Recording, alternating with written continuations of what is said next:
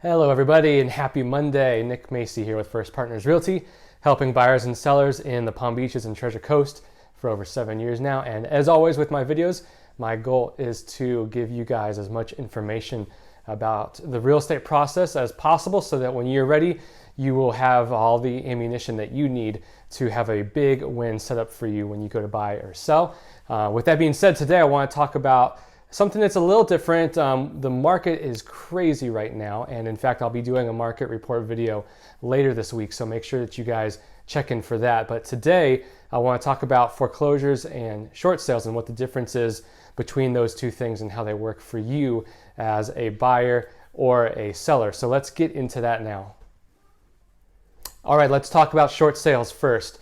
So a short sale essentially is when a homeowner owes more on the property than what the actual value of the home is. Now, so a short sale is only going to happen if a seller is selling their home.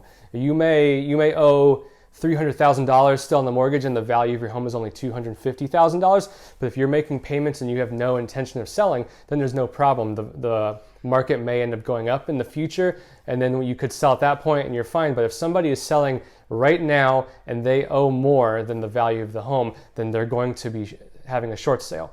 Now, not anybody can do a short sale. Keep that in mind as well. The lender has to approve of the short sale because they're going to be losing however much money. If you owe $300,000 and the value is only $250,000, then there's $50,000 that's short. You're out the window on that. But if the lender does approve it, then the homeowner will be released from everything at the time that the home sells. Now, keep in mind, again, for the seller, this is going to have a negative impact on their credit. It's not going to be as bad as a foreclosure, which is why it's recommended to try to go in that route first, if at all possible. Now, as a buyer, when you're looking at a short sale, there is the advantage of potentially having a home at a lower cost.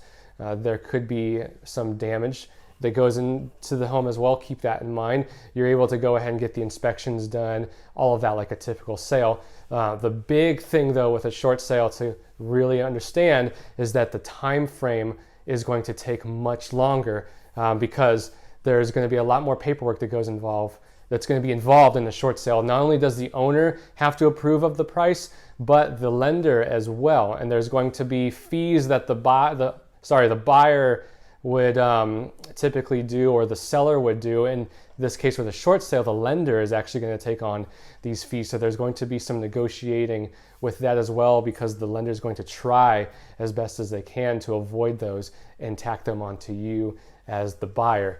So a normal sale takes anywhere typically from 30, 45, 60 days. A short sale could go on, I've heard them going up to a year. So if you're a first-time home buyer, I would advise you to avoid short sales. This is more for investors.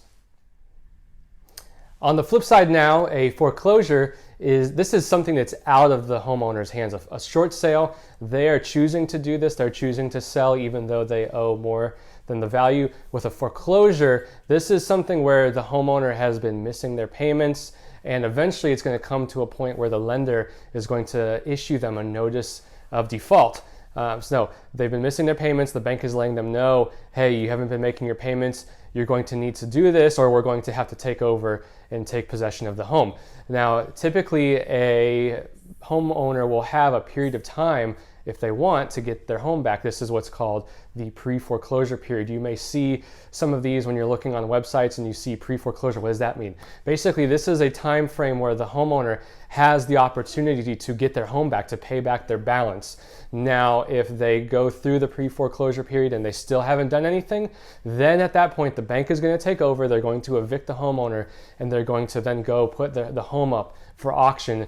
Here in Palm Beach County, they take it to the Palm Beach County courthouse, and they will try to auction off the home. If the home does not sell at auction, then it will become what's called an REO, real estate owned property. This is when you'll see a home for sale on the MLS, on Zillow, Realtor.com, Trulia, when you see it as a foreclosure. At that point, the bank or the lender owns the home and they are using a real estate agent to sell it for them on their behalf. Now, a foreclosure is going to sell much faster than a short sale does, because at that point, the bank is in ownership of the home and they just want to get as much money as they can from that. Just take the loss, get their money, and go on to the next thing. Now with a foreclosure, there's going to be a little bit less of knowledge of what's going on with the house. I've made another video of this in the past about pros and cons of buying a foreclosure, so check that out as well to see all of that. There's going to be a little bit more grayness when it comes to buying a foreclosure, so sometimes you may have a little bit more of a difficulty getting these with a lender, especially if you're looking into a VA or an FHA loan versus cash or conventional. So keep those things in mind. All right, so there's your differences between a foreclosure and a short sale. As always, I thank you guys for checking this out. I hope it's informative for you.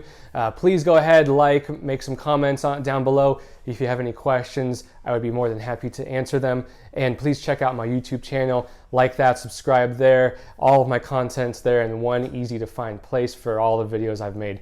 So as always, Nick Macy here with First Partners Realty. Have a great week.